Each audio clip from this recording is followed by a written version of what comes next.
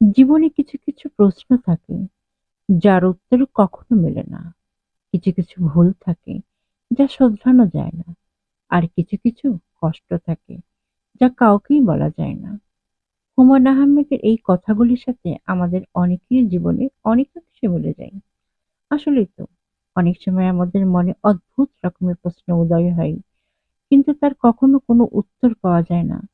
আবার অনেক সময় মনের অজান্তেই কিছু কিছু ভুল করে বসি। ভুল করার পর হয়তো আমরা বুঝতে পারি এটা ভুল, কিন্তু শোধরানোর কোনো রাস্তা পাওয়া যায় না। আর কিছু কিছু না জানা কষ্ট থাকে যা কাউকেই শেয়ার করা যায় না। হ্যালো এভরিওয়ান, আমি সোহানা ওয়েলনেস থেকে স্বাগত জানাচ্ছি। কেমন আছেন আপনারা?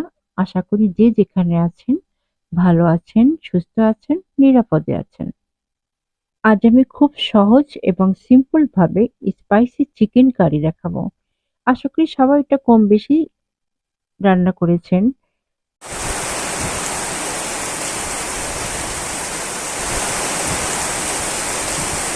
এর জন্য আমি প্রথমে চিকেনটাকে রেগুলার সাইজ করে কেটে কুটে ধুয়ে রেডি করে রেখেছি।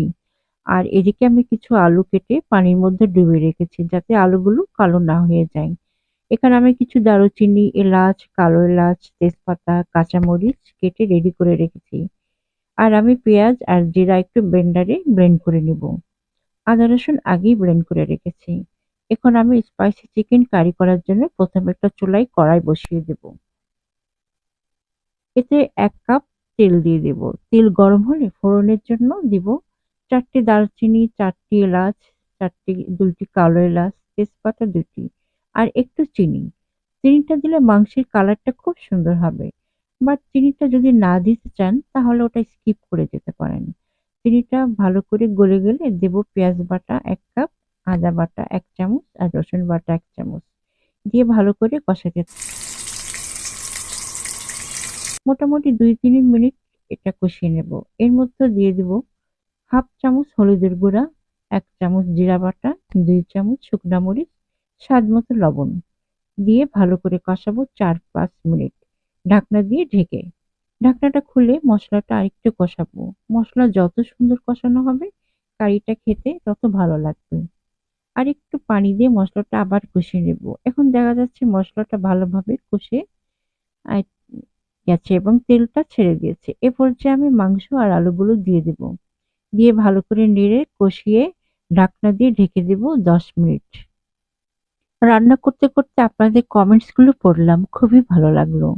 আলমগীর আখন্দ লিখেছেন, অনেক মজার ডিম রান্না, কিন্তু খেলে প্রেশার বেড়ে যায়। কি করা যায় দিদি? শুভকামনা রইল। দাদা আপনার জন্য শুভকামনা।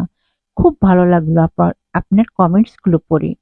মাঝে মধ্যে ডিম খাওয়াটা যায়, কারণ দিনে একটা ডিম খেয়ে আপনি ৭০% নিউট্রিশনটাকে ফিল আপ করতে পারবেন। ডিমের মধ্যে প্রোটিনটাকে অ্যাভয়েড করতে পারি না। আর এক আপু লিখেছেন, তুমি ঠিক বলেছ আপু, খারাপ সময়টাও আল্লাহর নিয়ামত। আমার জন্য দোয়া করো। থ্যাংক ইউ আপুমনি, তোমার জন্য আমার অবশ্যই দোয়া রইল। Be happy আপুমনি। আর এক আপুর নাম রেবামণি। উনি লিখেছেন, আপু আসসালামু আলাইকুম। আপনার কথাগুলো অনেক ভালো লাগে। প্রথমে জানাই ওয়ালাইকুম সালাম আপু। আপনার কথা আমার আমার কথা আপনার কাছে ভালো লেগেছে জেনে অনেক খুশি হয়েছি। আপনিও অনেক ভালো থাকবেন, সুস্থ থাকবেন, নিরাপদে থাকবেন আপু। এদিকে দেখি ১০ মিনিট হয়ে গেছে।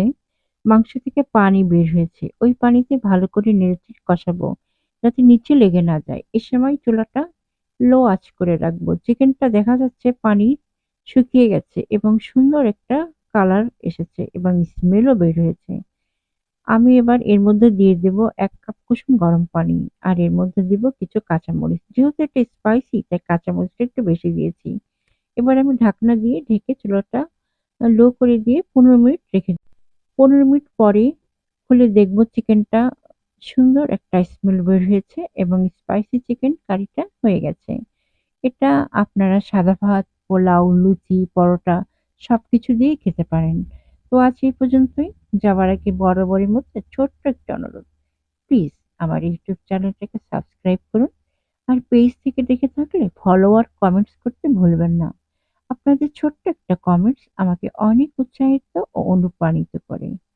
আর ছোট্ট একটা লাইক। আসসালামু আলাইকুম।